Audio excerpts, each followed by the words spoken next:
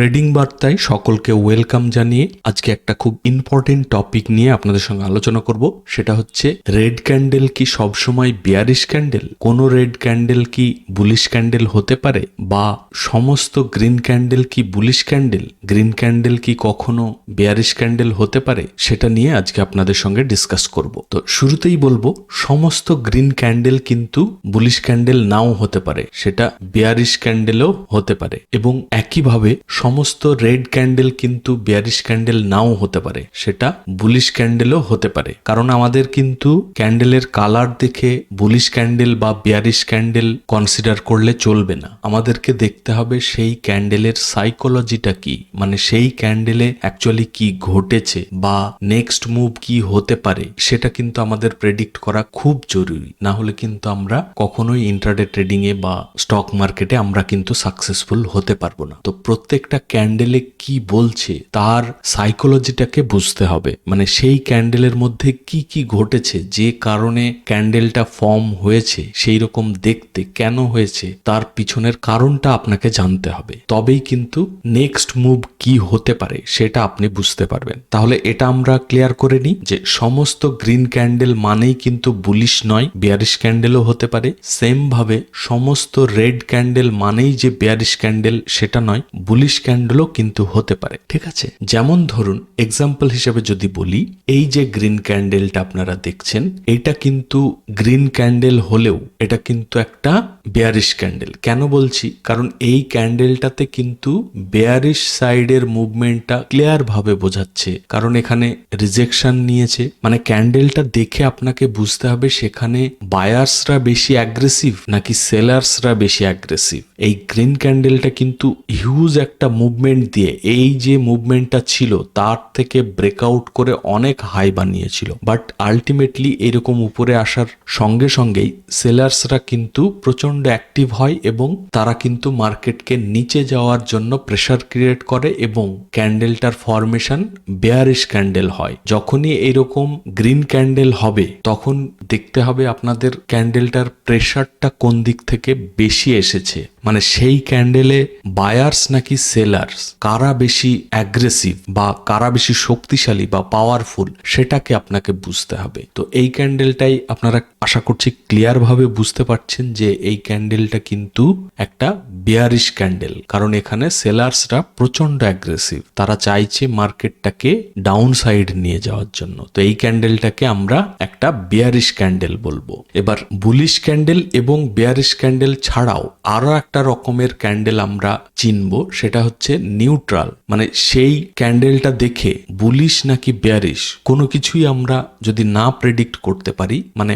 মাঝামাঝি কোনো ডিরেকশন, মানে যখন ধরুন বায়ার্স এবং সেলার্স দুজনেই ট্রাই করবে, বাট দুজনেই মার্কেট তাদের নিজেদের বাই সাইড এবং সেল সাইডে নিয়ে যাওয়ার ট্রাই করবে, বাট আলটিমেটলি এমন একটা ক্যান্ডেল তৈরি হবে যেটা দেখে কোনো ক্লিয়ার ডিরেকশন থাকবে না, মাঝামাঝি একটা ডিরেকশন থাকবে, তখন আমরা সেটাকে নিউট্রাল বলবো। যেমন ধরুন তার পরের ক্যান্ডেলটাকেই আপনারা বলতে পারেন নিউট্রাল, এটা একটা ডোজি ক্যান্ডেল। তো ডোজি ক্যান্ডেল আমরা এর আগের ভিডিওতেই ডিসকাস করেছি আপনাদের সঙ্গে, ওই ভিডিওটা না দেখলে অবশ্যই দেখবেন। খুবই গুরুত্বপূর্ণ ইনফরমেশন আপনাদের সঙ্গে শেয়ার করেছি, যেটা আপনাদের কিন্তু ট্রেডিং এর ক্ষেত্রে অনেক হেল্প করবে। আর যারা অপশন ট্রেডিং করেন তাদের জন্য তো একদম এর আগের ভিডিওটা, যেটা ডোজি ক্যান্ডেলের সাইকোলজি নিয়ে ডিসকাস করেছি, সেটা কিন্তু খুব জরুরি। তো এই ভিডিওটা খুব গুরুত্বপূর্ণ, ওটা অবশ্যই না দেখে থাকলে দেখে নেবেন। তো এটা যেহেতু ডোজি ক্যান্ডেল, এটা কিন্তু নিউট্রাল ক্যান্ডেল, মানে এখানে বায়ার্সরাও প্রচন্ড অ্যাগ্রেসিভ, সেলার্সরাও প্রচন্ড কিন্তু অ্যাগ্রেসিভ। কারণ কি, ধরুন ক্যান্ডেলটাই এরকম জায়গায় ওপেন হলো, ওপেন হওয়ার পরে বায়ার্সরা প্রচন্ড অ্যাগ্রেসিভ হয়ে উপরে নিয়ে গেল, বাট সেলার্সরা সঙ্গে সঙ্গে অ্যাক্টিভ হয়ে সেটাকে আবার নিচে নিয়ে আসলো। নিচে নিয়ে আসার পরে কি হলো, বায়ার্স আবার ট্রাই করলো, আলটিমেটলি মাঝামাঝি জায়গায় গিয়েই আবার ক্যান্ডেলটা ক্লোজ করে দিল। তো এটা কিন্তু নিউট্রাল ক্যান্ডেল, আর এই ফরমেশনটা হয়ে যাচ্ছে একটা ডোজি ক্যান্ডেল। ঠিক আছে, তো ডোজি ক্যান্ডেল সবসময় নিউট্রাল ক্যান্ডেল। এবার একটা আমরা রেড ক্যান্ডেল খুঁজবো যেটা বুলিশ ক্যান্ডেল।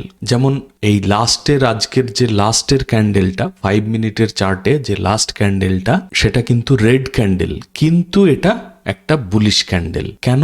কারণ ক্যান্ডেলটা দেখতে রেড হলেও এর কিন্তু বায়ার্সরা প্রচন্ড অ্যাগ্রেসিভ হয়ে ক্যান্ডেলটাকে কিন্তু উপরে ক্লোজ করেছে, মানে সেলার্সরা প্রচন্ড ট্রাই করে মার্কেটটাকে নিচে এনেছিল, বাট আলটিমেটলি কিন্তু বায়ার্সরা আবার অ্যাক্টিভ হয়ে ক্যান্ডেলটাকে উপরেই ক্লোজ করেছে। তো এইরকম ক্যান্ডেল হলে আমরা রেড ক্যান্ডেল হলেও সেটা কিন্তু আমরা বুলিশ ক্যান্ডেল হিসাবে কনসিডার করব। আবার অপোজিটটা দেখলে তার আগের ক্যান্ডেলটাই ক্লিয়ার ভাবে বোঝা যাচ্ছে এটা গ্রিন ক্যান্ডেল হলেও এটা কিন্তু একটা বেয়ারিশ ক্যান্ডেল, কারণ এক নজরেই কিন্তু এটা ক্লিয়ার ভাবে বোঝা যাচ্ছে যে সেলার্সরা প্রচন্ড অ্যাগ্রেসিভ এবং তারা চাইছে মার্কেটটাকে নিচে নিয়ে যেতে, এবং সেই জন্য হিউজ একটা সেলিং প্রেসারের কারণে আলটিমেটলি ক্যান্ডেলটা উপরে যাওয়ার সত্ত্বেও নিচে ক্লোজ করেছে। তো এরকম রিজেকশন ক্যান্ডেল যখন হবে এবং অপোজিট সাইডে যখন রিজেক্ট করবে, তো আমরা গ্রিন ক্যান্ডেল হলেও বেয়ারিশ ক্যান্ডেল বলবো। আবার রেড ক্যান্ডেলেও যদি রিজেকশন থাকে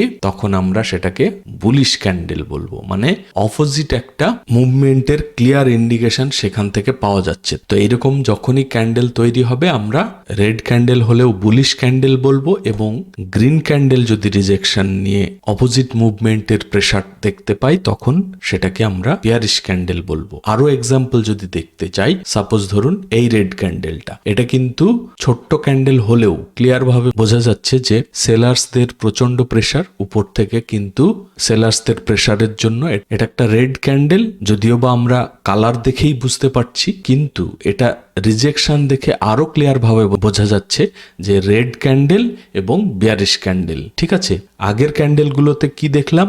গ্রিন ক্যান্ডেল অথচ বেয়ারিশ, আবার রেড ক্যান্ডেল অথচ বুলিশ। তো এখানে রিজেকশন নিলেও এটা কিন্তু রেড ক্যান্ডেল প্লাস বেয়ারিশ আরো ক্লিয়ার ভাবে বোঝা যাচ্ছে। ঠিক আছে, মানে এমন নয় যে রেড ক্যান্ডেল রিজেক্ট করছে মানেই সেটা বুলিশ হবে, সেটা নয়। রেড ক্যান্ডেল রিজেকশন নিলেও কিন্তু বেয়ারিশ হতে পারে। ঠিক আছে, আবার গ্রিন ক্যান্ডেলের ক্ষেত্রে যদি দেখি, এই যে ক্যান্ডেলটা, এটাও কিন্তু গ্রিন ক্যান্ডেল এবং এটাতেও রিজেকশন আছে, নিচে থেকে রিজেকশন আছে। তো এটা গ্রিন ক্যান্ডেল এবং বুলিশ ক্যান্ডেল, এমন নয় যে এটা রিজেকশন নিয়েছে মানেই যে এটা বেয়ারিশ ক্যান্ডেল হবে। ডিপেন্ড করবে যে কোন দিক থেকে রিজেকশন আসছে বা ক্যান্ডেলের প্রেসারটা কাদের তরফ থেকে বেশি আছে। মানে যদি বায়ার্সদের প্রেসার বেশি থাকে তখন আমরা সেই ক্যান্ডেলটাকে বলবো বুলিশ ক্যান্ডেল, এবং যখন সেলার্সদের প্রেসারটা বেশি থাকবে তখন আমরা সেটাকে বেয়ারিশ ক্যান্ডেল বলবো। কালারটা কিন্তু অনেক পরের ব্যাপার, কালারটা আপনি না দেখলেও হবে, আপনাকে বুঝতে হবে ক্যান্ডেলের প্রেসারটা কি আছে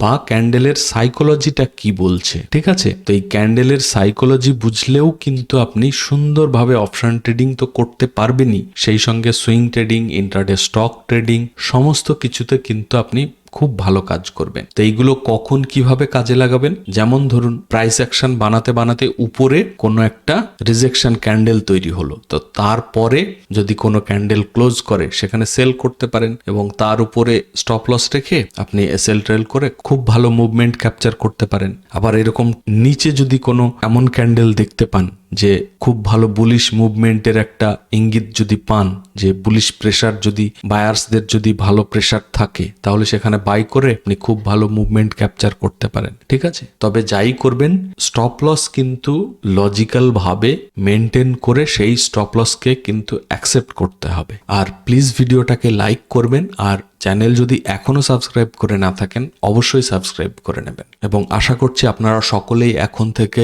ক্যান্ডেলের সাইকোলজি বুঝে ট্রেডিং করবেন।